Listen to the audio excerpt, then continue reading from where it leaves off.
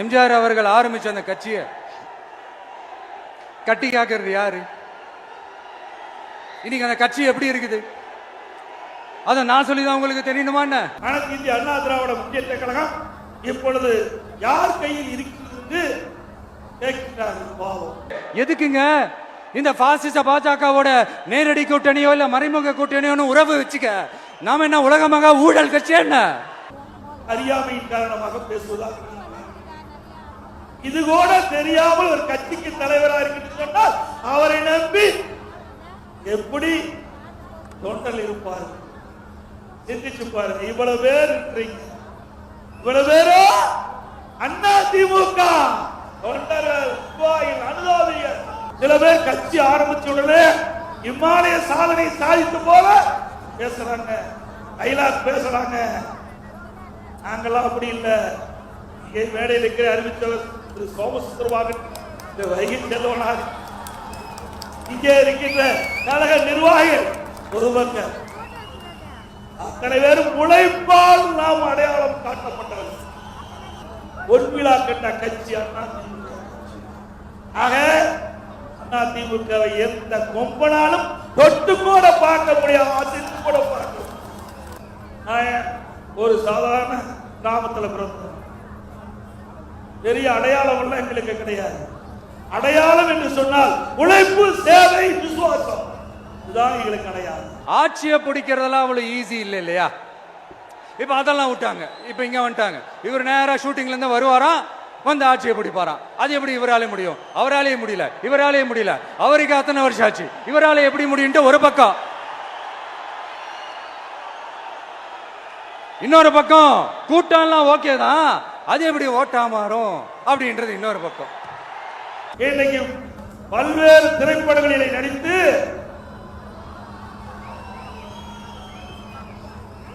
அந்த திரைப்படத்தின் மூலமாக வருமானத்தை பெற்று அவர் ஓய்வு பெறுகின்ற காலகட்டத்திலே அரசியல் தொடங்கிய நிலை கிடையாது.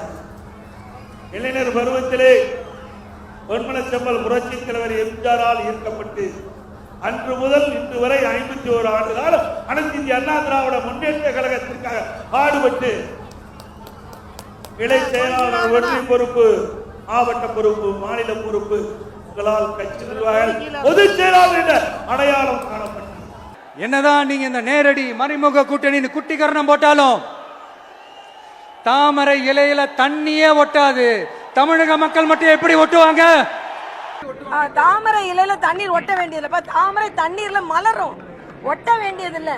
அதனால ஒட்ட வேண்டியதுல ஓட்டு வரும். அதனால தமிழகத்தில் தாமரை தண்ணீரில் மலரும், ஒட்ட வேண்டியதில்லை. அதனால அடிப்பதா உங்க சின்னம் எது? எதுல ஒட்டிக்கிட்டு இருக்கீங்க?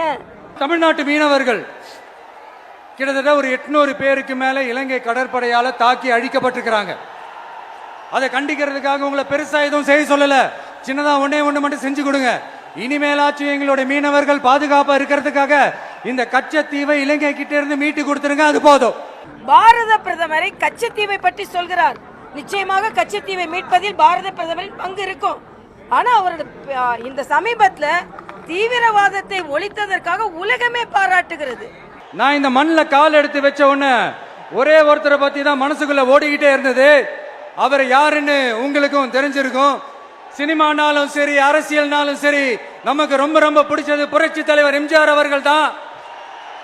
அவரோட பழகிறதுக்கு எனக்கு வாய்ப்பு கிடைக்கல. ஆனா அவரை மாதிரியே குணம் கொண்ட என்னுடைய அண்ணன் புரட்சி கலைஞர் கேப்டன் விஜயகாந்த் அவர்களோட பழகிறதுக்கு எனக்கு நிறையவே வாய்ப்பு கிடைச்சது. அவரும் இந்த மதுரை மண்ணை சேர்ந்தவர் தானே, அவரை மறக்க முடியுமா? இன்னைக்கு பேசு பொருளா இருக்குது தாவேக்காவோட மாநாடு தான். சரிங்க. விஜய் அவர்கள் வந்து அண்ணன் விஜயகாந்த் அப்படின்ற ஒரு கோட்டை வந்து குறிப்பிட்டு மதுரை மண்ணில் பேசியிருக்காரு. அதை நீங்க எப்படி பாக்குறீங்க? அவர் என்ன எண்ணத்துல அதை பேசியிருக்கலாம் நீங்க பாக்குறீங்க? தம்பின்ற எண்ணத்துல தான் பேசியிருக்காரு. அவர் எப்போ அண்ணன்னாரு, அவர் நான் எப்பவுமே சொல்றேன் அவர் எங்க வீட்டு பையன் தான் சொல்லிட்டு இருக்கேன். சரிங்களா? அவர் அண்ணன்னா அவரு தம்பி, எங்களுக்கு எங்க வந்து தம்பி. அவர் குடும்பத்துக்காக மட்டும் தம்பி, அரசியல் தம்பி இல்லை. கேப்டனுடைய சின்ன வயசு கேரக்டர்லேருந்து நீங்கள் பார்த்தீங்கன்னா பல்வேறு படங்களில் கேப்டனுடைய சின்ன கேரக்டர் வந்து விஜய் தான் பண்ணியிருக்கார். எங்கள் வீட்டு பக்கத்தில் தான் அவங்க வீடு. எஸ்ஏசிக்கும் கேப்டனுக்குமான உறவு வந்து 17 திரைப்படங்களே அவர் டைரக்ட் பண்ணியிருக்கார். இன்னும் நேற்று இல்லைங்க இது, இன்றைக்கி அரசியலுக்கு வந்ததுனால அண்ணன் தம்பி விஜய் அப்படின்னு வருது. அது ஆக்சுவலி அது கிடையாது. அது பல வருஷமாக கேப்டன் சினிமா துறையில் காலடி வைத்ததில் இருந்து இன்றைக்கு வரைக்கும் அந்த நட்பு அப்படியே தொடருது. அதனால் விஜயோடைய படத்துக்கு கூட கேப்டனுடைய அந்த ஏஐ யூஸ் பண்ணாங்க, தாராளமாக யூஸ் பண்ணுங்கன்னு நம்ம சொன்னோம். இப்போது என்னுடைய பேட்டியில் நீங்கள் ஒரு 1 வீக் முன்னாடி பார்த்துருப்பீங்க, அனுமதி இல்லாமல் யாரும் கேப்டனுடைய புகைப்படத்தை பயன்படுத்தக்கூடாது. அதுக்கு ரீசன் என்ன நான் சொல்கிறேன். கேப்டன் வந்து எம்ஜிஆரை மானசீக குருவாக ஏற்றுக்கிட்டார். அது மாதிரி எல்லா இடத்துலையும் சொல்லுவார், என்னுடைய மானசீக குரு வந்து இவர் தான் எம்ஜிஆர். அது மாதிரி விஜய் சொல்லட்டும், அப்புறமா இப்போ சொல்லியிருக்கார் அண்ணன்னு. இப்போ நம்ம வந்து அதை பற்றி நம்ம பரிசீலிக்கலாம், சரிங்களா?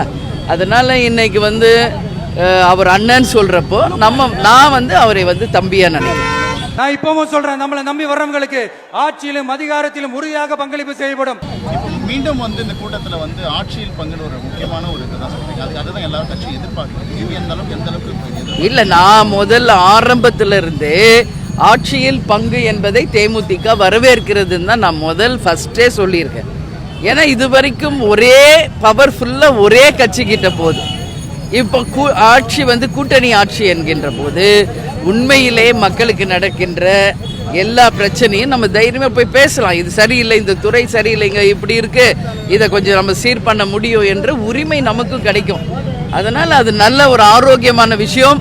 நம்ம நாட்டுக்கும் மக்களுக்கும் நிச்சயமாக அதனால பலன் இருக்கும் என்பதான் எங்கள் கருத்து. அப்புறம் நான் ஒன்றும் இந்த மார்க்கெட் போனதுக்கப்புறம் ரிட்டையர் ஆனதுக்கப்புறம் அடைக்கலம் தேடி அரசியலுக்கு வரல, படைக்கலனோட வந்திருக்கிறோம். தாவேகா மாநிலத்தில் வருகின்ற சட்டமன்ற தேர்தலில் தாவேகாவுக்கும் திமுகவுக்கும் தான் நேரடி மோதல் அப்படின்னு சொல்லிட்டு விஜய் வந்து கருத்து சொல்லியிருந்தாரு. அதே போல் வந்து பார்த்தீங்கன்னா, நான் வந்து அரசியலுக்கு வரும்பொழுது வந்து சினிமா மார்க்கெட் போய் வரல, நான் ஒரு படைப்படம் கூட மார்க்கெட் உச்சியில் இருக்கும்போது தான் வந்து சொல்லியிருந்தாரு. இது கொடுத்து கருத்து என்ன சொல்றதுக்கு? என் பேர் சொல்லியிருக்காரா? யார் பேராவது சொல்லியிருக்காரா? அப்புறம் ஏன் அட்ரஸ் ஏதாவது லெட்டருக்கு நான் பதில் போடலாமா? போட சாப்பிடுங்க. வணக்கம். அவர் தம்பி எனக்கு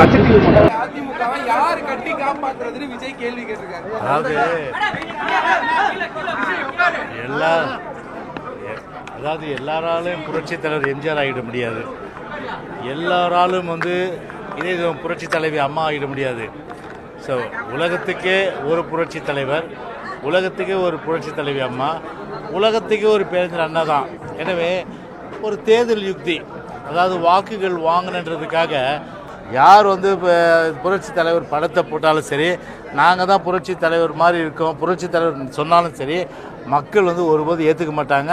அது தேர்தல் யுக்தியாகத்தான் நிச்சயமாக வாக்குகள் பெறுகின்ற ஒரு யுக்தியாகத்தான் நிச்சயமாக கருதுவாங்க. கண்டிப்பாக வாக்குகள் அதனால் பெற முடியாது.